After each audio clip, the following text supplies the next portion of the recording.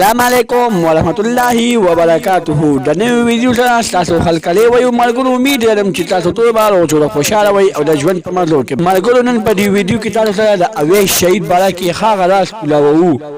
چې هغه راز اوسه پورې چاته هم پته نشته دی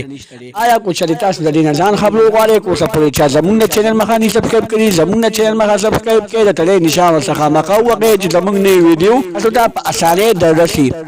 دوستانو د ضلع چاردی په خریچن علاقه کې د اسلامي کالج سټوډنټ اویس شهید سره ډیر ظلم شوی وو د هغه ظلم نه بیا بعد ډیر په بېدلدۍ سره قتل کړی وو د هغې نه بعد بیا پتو ته ویشتی وو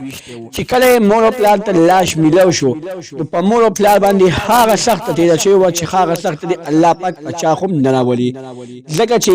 کله د یو ګل غوندې بچی د یو ګل غوندې ماشوم څوک غوټۍ نه وباسي هغه به هغه غوټۍ هغه ګل به څومره دلدلې کېږي همدغرنګې د اویس مور او پلار هم ډېر دلدلې شوي دي او د هغې نه بعد د اویس قاتلان هم پیدا شوي دي او د اویس قاتلان اوس دا دعوه کوي چې د اویس یوې جینۍ سره څه تعلقات او د هغې په مینا باندې اویس ډېر په بېدلدۍ سره قتل کړی دی نو دا سوال هم پیدا کیږي کو چې د هغه جینۍ سره د اویس تعلقات او تاسو په پیښې وای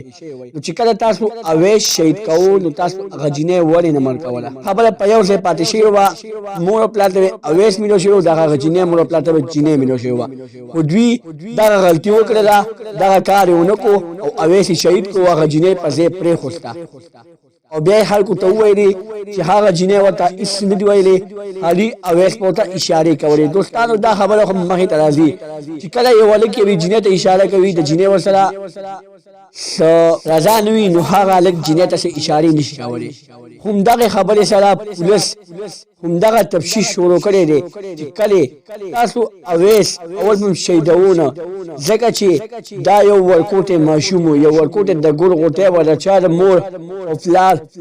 ملاتړینې و خو دوی دغرنګې چلو کو او دوی اویس ډېر په بېدلدۍ سره قتل کړو دوستانو